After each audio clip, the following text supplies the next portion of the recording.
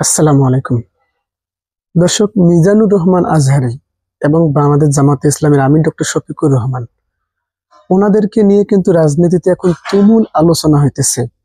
অনেকেই ধারণা করতেছেন যে জামাতের যে একটা শেষ কাঠ ছিল, সেই কাঠটা কিন্তু এবার চালতে যাচ্ছেন। সেই কাঠের অংশই কিন্তু মিজানুর রহমান আজহারী।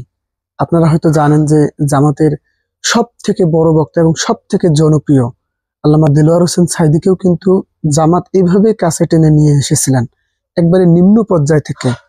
ঠিক সেভাবেই কিন্তু জামাতের আমিরের সঙ্গে মিজানুর রহমান আজহারীর একটা সাক্ষাৎকার হয়েছে। এ থেকে কিন্তু আলোচনায় উঠে এসেছে, তাও আবার সাক্ষাৎকারে যে ছবিটা ছিল তার পেছনে কিন্তু ছিল জামাতের লোগো। সেইখানে কিন্তু তারা সাক্ষাৎ করেছেন। এ থেকে এখন রাজনীতিতে আলোচনার তুঙ্গে এখন মিজানুর রহমান আজহারী এবং জামাতের আমির।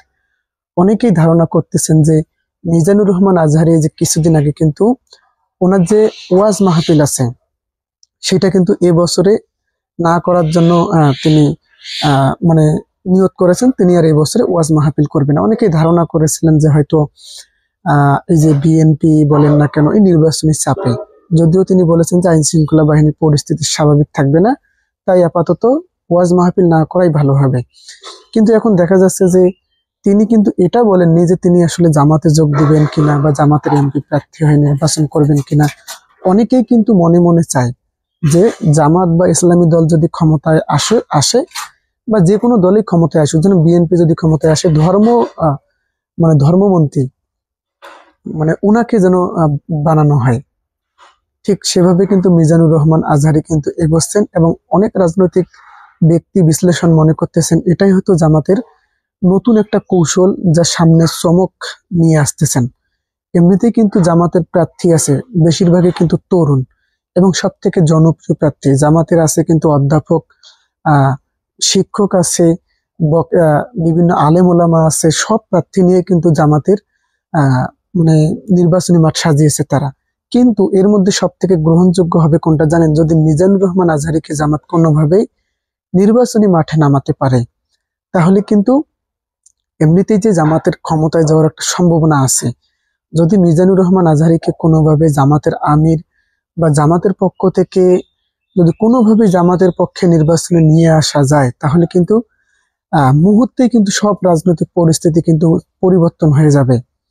জামাতের ক্ষমতায় যাওয়ার তখন নিশ্চয়তা তৈরি হবে। তো সে লক্ষ্যে কিন্তু জামাতের আমির এবং মিজানুর রহমান আজহারীর একটা সাক্ষাৎকার হয়েছে, যার পেছনে ছিল বাংলাদেশ জামাতে ইসলামীর লোগো। তার মানে সাক্ষাৎকারটা হয়েছে এমন জায়গায় যেখানে জামাতের অফিস, সেখানে কিন্তু হয়েছে জামাতের আমিরের সঙ্গে।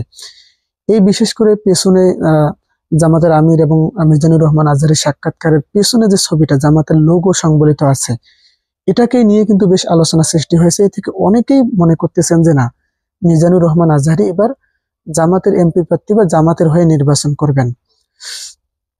তো অনেকেই কিন্তু বলতেছেন, বিশেষ করে এই যে আহ বছর খানেক আগে যখন আরেকবার মিজানুর রহমান আজহারী বাংলাদেশে ওয়াজ করলেন, তখন কিন্তু বিএনপির চোখের কাটা হয়ে গিয়েছিলেন কিন্তু মিজানুর রহমান আজহারী। আপনারা হয়তো জানেন, এই যে বিএনপির এমপি হারুন, যিনি এক সময়ে বিএনপির হয়ে সংসদ কাঁপাতো, তিনি কিন্তু বলেছিলেন মিজানুর রহমান আজহারীর ওয়াজের নামে চাঁদাবাজি হচ্ছে। এবং এই যে দুলু, যিনি এনসিপি নেতাদেরকে এমনিতে বঙ্গোপসাগরে ভাসিয়ে দেওয়ার কথা বলেছিলেন, উনি কিন্তু বলেছিলেন যে পারলেও রাজনীতির মাঠে নামেন। মিজানুর রহমান আজহারীকে কিন্তু ইঙ্গিত করে সরাসরি ওনার নাম নিয়েই কিন্তু বলেছিলেন। তো দেখা গেছে তখন কিন্তু মিজানুর রহমান আজহারী অত গায়ে লাগায়নি কথাগুলো। কিন্তু কিন্তু এবারের নির্বাচনে কিন্তু তিনি ওয়াজ না করার সিদ্ধান্ত নিয়েছেন, কিন্তু পক্ষান্তরে সব রাজনৈতিক মোড় ঘুরিয়ে দিয়েছে একটি মাত্র ছবিতে, একটি মাত্র সাক্ষাৎকারে। সেটা জামাতের আমিরের সঙ্গে মিজানুর রহমান আজহারীর সাক্ষাৎকার। তো সাক্ষাৎকারে দেখা যাচ্ছে যে অনেকেই বলতেছেন, অনেকেই ধারণা করতেছেন এবং এটা বেশিরভাগই নিশ্চিত হওয়ার পথে যে হয়তো তিনি জামাতের পক্ষে নির্বাচনের কাজ করবেন।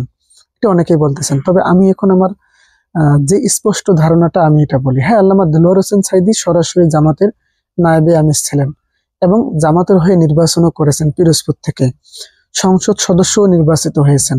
এতে কিন্তু জামাতের তুমুল জনপ্রিয়তা বেড়েছে। কিন্তু আমার মনে হয় না যে মিজানুর রহমান আজহারী আসলে জামাতে যোগ দিবেন বা জামাতের নির্বাচনী প্রচারণা বা জামাতের হয়ে এমপি ইলেকশন করবেন। এখানে কয়েকটা কারণ আছে।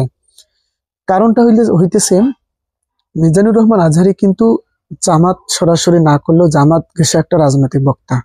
হয়তো আপনারা জানেন জামাতের যে ইসলামী বক্তাগুলো প্রোগ্রাম হয় সেখানে কিন্তু সব জায়গায় কিন্তু মিজানুর রহমান আজহারী উপস্থিত থাকেন, এবং মিজানুর রহমান আজহারীর যতগুলো প্রোগ্রাম হয়, যে হাসনা ফাউন্ডেশন থেকে শুরু করে সব জায়গায় কিন্তু দেখা যায় যে যারা জামাতের বক্তা, যেমন মুফতি কাজী ইব্রাহিম আল্লামা তারেক মনোয়ার, আমির হামজা, এরকম যে বক্তাগুলো আছে, যারা হাই লেভেলের বক্তাগুলো, এদের সঙ্গে কিন্তু দাওয়াত দেন। এখন আমি যেটা মনে করি যে মিজানুর রহমান আজহারী কৌশলে চলবেন, এটা জামাতের পক্ষ থেকেও হতে পারে, আবার সরাসরি রাজনীতির মাঠেও নিয়ে আসতে পারে ওনাকে। কিন্তু ওনাকে আসলে কৌশল অস্ত্র হিসেবে মিজানুর রহমান আজহারীকে কিন্তু জামাত ব্যবহার করবে, যার কারণে সরাসরি এই যে আগামী নির্বাচনে 26 সালের নির্বাচনে মিজানুর রহমান আজহারী জামাতের এমপি প্রার্থী হয়ে নির্বাচন করবেন বা নির্বাচনে প্রচারণা চালাবেন, বা জামাতে যোগ দিবেন, এইরকমটা চিন্তা আসলে আমার কাছে মনে হয় না এখন তিনি এটা করবেন। এটা মনে করেন জামাতের একটা রাজনৈতিক কৌশলের অংশ, অস্ত্র হিসেবে কিন্তু মিজানুর রহমান আজহারী কিন্তু চলাফেরা করবেন, সব রাজনৈতিক দলের সঙ্গে কিন্তু উনি মিশবেন, কিন্তু সরাসরি উনি কিন্তু জামাতে যোগ দেবেন না, সরাসরি জামাতের হয়ে নির্বাচন করবেন না। এটাই আপাতত দৃষ্টিতে আমার কাছে মনে হচ্ছে। তবে রাজনৈতিক প্রেক্ষাপট কিন্তু আলাদা ইঙ্গিত দিচ্ছেন, বিভিন্ন রাজনৈতিক বিশ্লেষক কিন্তু আলাদা কিন্তু ইঙ্গিত দিচ্ছেন যে জামাতের কিন্তু সর্বশেষ বড় একটা অস্ত্র মিজানুর রহমান আজহারী। কোনোভাবে যদি জামাত মিজানুর রহমান আজহারীকে নির্বাচনে নিয়ে আসতে পারে বা জামাতের দলে নিয়ে আসতে পারে, তাহলে কিন্তু জামাতের ক্ষমতায় যাওয়ার রাস্তা একেবারেই নিশ্চিত তৈরি হয়ে গেছে। শুধুমাত্র নির্বাচন হলেই জামাত ক্ষমতায় যাবে, এরকম পরিস্থিতি কিন্তু তৈরি হয়ে যাবে। এমনিতেই কিন্তু জামাতের জনপ্রিয়তা তুমুল বর্তমান, বিশেষ করে জামাতের এই যে আমির ডক্টর শফিকুর রহমান, ওনার জনপ্রিয়তায় কিন্তু জামাত এখন অনেক দূরে এগিয়ে গেছে, সামনে নির্বাচনে ক্ষমতায় যাওয়ারও কাছাকাছি আছে। তবে নির্বাচন সুষ্ঠু হতে হবে, এটা নিয়েই কিন্তু আশঙ্কা রয়েছে। স্বয়ং জামাতের ভিতরেও কিন্তু এই আশঙ্কাটা রয়েছে যে নির্বাচন সুষ্ঠু হয় কি হয় না। তো আসলে মিজানুর রহমান আজহারী কি আসলে জামাতে যোগ দেবেন?